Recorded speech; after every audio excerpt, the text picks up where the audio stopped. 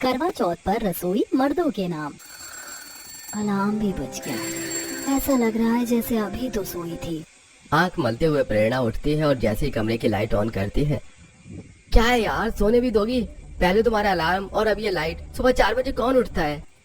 आपको याद नहीं, आज करवा चौथ है, इसीलिए सरगी के लिए उठी थी मैं। करवा चौथ तुम औरतों का होता है और नींद हम आदमियों की खराब होती है। जो करना है करो, लेकिन प्लीज लाइट बंद कर दो और सोने दो मुझे। सोहम चिढ़कर मुंह पर चादर ओढ़ लेता है तो वहीं प्रेरणा अब कमरे की लाइट ऑफ करती है और बाथरूम में जाकर मुंह धोकर सरगी के लिए बाहर हॉल में आ जाती है, जहाँ पहले से ही प्रेरणा की देवरानी और सास सरगी की तैयारी कर रही होती हैं। ये लो, थोड़ा थोड़ा तुम दोनों की सरगी खा लो। पता है ना, रात को भूखा रहना है तुम दोनों को। हाँ माँ जी, याद है। अब आप भी खा लीजिए। तीनों सास बहू बैठकर अब सरगी खाती हैं और इसी में ही सुबह के 5 बज जाते हैं। 5 बज गए हैं, अब 1 घंटे के लिए क्या सोए, काम करते हैं। इन लोगों के लिए नाश्ता और टिफिन तैयार कर देते हैं। काम भी थोड़ा जल्दी कर लेंगे तो दोपहर में थोड़ा आराम करने को मिल जाएगा। मम्मी जी सही कहा आपने, भूखे पेट तो हालत खराब हो जाती है। मैं प्लेट ले जाती हूँ, आप लोग भी किचन में आ जाइए। एक एक करके तीनों सास बहू नाश्ते और टिफिन की तैयारी करते हैं तो वहीं थोड़ी देर बाद अब घर के सारे मर्द और घर की सबसे बड़ी बुजुर्ग कल्याणी देवी भी उठ जाती हैं। अब घर के सारे मर्द और घर की सबसे बड़ी बुजुर्ग कल्याणी देवी भी उठ जाती हैं। अरे यार, ये मैंने अपनी घड़ी कहाँ रख दी और वॉलेट भी नहीं मिल रहा है। कितनी बार कहा है इससे कि मेरा सारा सामान संभाल के रखा करो। तारा, तारा जल्दी से आओ। क्या चाहिए? सारे हाथ आटे में सने हुए हैं। फिर कोई ना कोई चीज होगी जो उसकी आंखों के सामने ही होगी, लेकिन इसे दिख नहीं रही होगी। जा बहू, तू हाथ धोकर जा, वरना चिल्ला चिल्ला कर सारा घर सर पर उठा लेगा। तारा हाथ धोती है और जल्दी से कमरे में जाती है। इतना टाइम लगता है किचन से कमरे में आने में? मेरी घड़ी और वॉलेट कहाँ है? कितनी बार कहा है कि मेरे सामान संभाल के रखा करो। आपने वॉलेट अपनी पैंट में चेक किया? वॉलेट तो आप कभी अपनी पैंट से निकालते ही नहीं है। और आपकी घड़ी सामने वाली ड्रॉअर में है। कम से कम आज तो अपने छोटे मोटे काम कर लीजिए। पता है ना आज मेरा करवा चौथ का व्रत है। फिर भी बोल तो ऐसे रही हो जैसे दुनिया की पहली इकलौती औरत हो जो करवा चौथ का व्रत रखती हो। सालों से माँ रखती आ रही है, उन्होंने तो कभी पापा से कोई शिकायत नहीं की। तुम औरतों को तो बस काम न करने के बहाने चाहिए। केशव को वॉलेट और घड़ी देकर तारा रसोई में आती है और अपने पति की बातें सुनकर तारा की आंखें नम हो जाती हैं, जिसे देख संतोषी और प्रेरणा। क्या हुआ तुमको? मैं उनकी लंबी उम्र के लिए भूखे रहकर करवा चौथ का व्रत कर रही हूँ और इन्हें तो इस बात की कोई कदर ही नहीं है। आज के दिन भी मुझसे क्या प्यार से बात नहीं कर सकते थे? कोई फायदा नहीं है इन मर्दों को कुछ बोलने का। इनके लिए तो हम बस घर और रसोई संभालने की कोई मशीन है। तू रो मत, तबीयत खराब हो जाएगी। जा जाकर मुंह धोकर आजा। मैं और प्रेरणा जब तक नाश्ता लगाते हैं। प्रेरणा और संतोषी नाश्ते की प्लेट डाइनिंग टेबल पर लगा देती है। थोड़ी देर में सभी नाश्ते के लिए आ जाते हैं। आज नाश्ते में सिर्फ पराठे और पोहा, सिर्फ 2 ही चीज बनी है। बाकी का नाश्ता कहाँ है? हम सबका करवा चौथ का व्रत है ना, तो ज्यादा देर रसोई में खड़ा नहीं रहा जा रहा था, तो आज हमने सिर्फ यही बनाया है। लेकिन टिफिन में हमने हमेशा की तरह 2 तरह की सब्जी रखी है। अरे करवा चौथ का व्रत ही तो है, पता नहीं क्या हो गया। कुछ घंटे भूखे रहकर तुम लोगों से काम नहीं हो सकता। हम मर्द तो दिन रात इतनी मेहनत करके पैसे कमाते हैं और ढंग का नाश्ता भी नहीं मिलता हमें। मिथिलेश, ये तू कैसी बातें कर रहा है? ये करवा चौथ का व्रत तेरी बीवी ने तेरी लंबी उम्र के लिए रखा है और तू उसको सुना रहा है। क्या हो गया अगर आज नाश्ते में 2 चीज बनी है तो? आप तो अपनी बहू की ही साइड लो। पता नहीं क्या क्या ये औरतें चोचलेबाजी करती हैं और भगत ना हम पतियों को पड़ता है।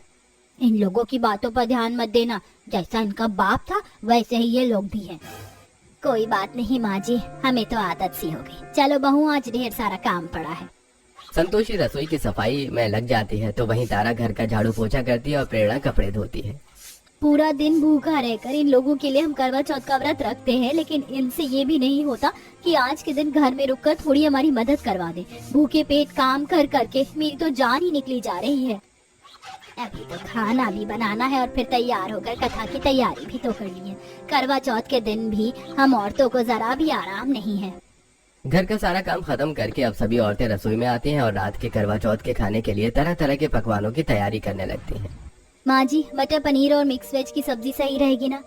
तू तो जानती है कि तेरे ससुर को मिक्स वेज पसंद नहीं, और ये केशव ये तो पनीर के नाम से चिढ़ जाता है।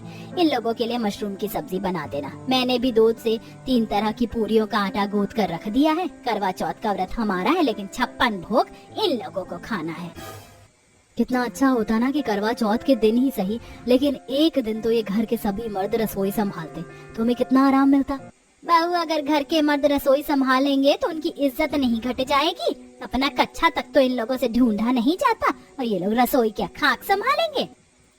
अब खाने की तैयारी कर सभी अपने अपने कमरे में जाती हैं और पूरा 16 श्रृंगार करके तैयार हो जाती हैं और शाम में सभी आंगन में इकट्ठा होकर करवा चौथ की कथा सुनने के लिए बैठते हैं।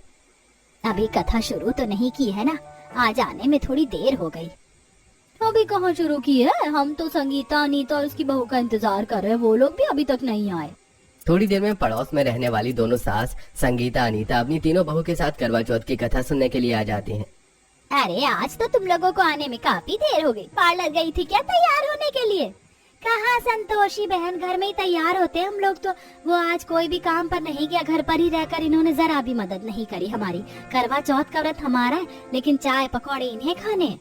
इन पतियों से तो कोई उम्मीद ही नहीं रखनी चाहिए। तुम लोगों के पतियों ने तो घर में रहकर परेशान किया, ये लोग तो ऑफिस जाकर भी हमें परेशान कर रहे हैं। कॉल कर करके ये बना कर रख देना, वो बना कर रख देना, सच में नाक में दम कर दिया है। अब थोड़ी देर में करवा चौथ की कथा शुरू हो जाती है। कथा सुनने के बाद थोड़ा आराम करके थोड़ी देर में सब छत पर आकर चांद का इंतजार करने लगती हैं। तो वहीं साक्षी प्रेरणा अपने पति को ऑफिस में कॉल करती है।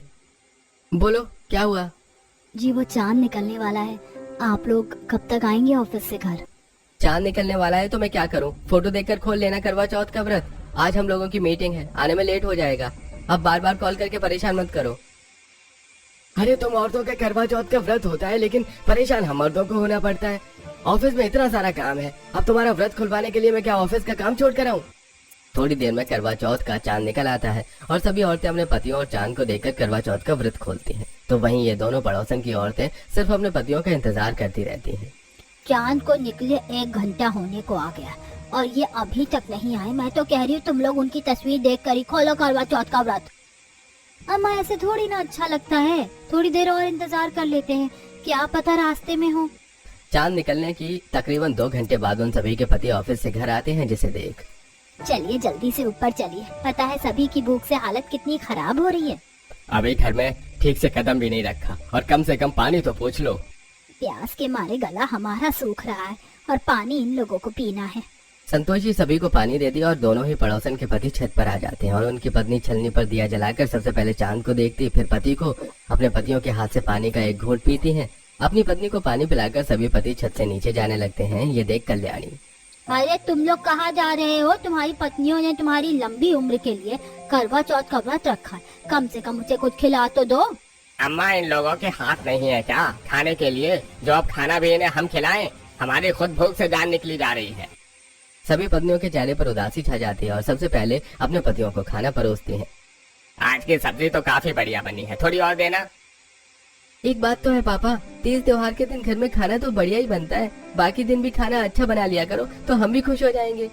पूरा दिन भूखे रहकर व्रत पत्नियों ने रखा और घपाघप खाना उनके पति खा रहे थे। सभी खाना खाकर उठ जाते हैं और कोई भी अपनी पत्नी को खाना खाने के लिए नहीं बोलता। तो वहीं दूसरी तरफ संतोषी के घर में भी यही हाल था।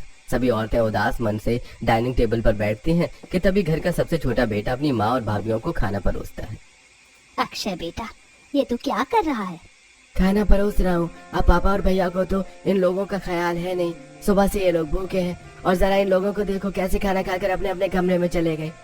मुझे लगता था कि मेरे बेटे के साथ साथ मेरे सभी पोते भी ऐसे ही हैं, लेकिन न जाने तू कैसे इतना अच्छा निकल गया। तेरी होने वाली बीवी काफी नसीब वाली होगी।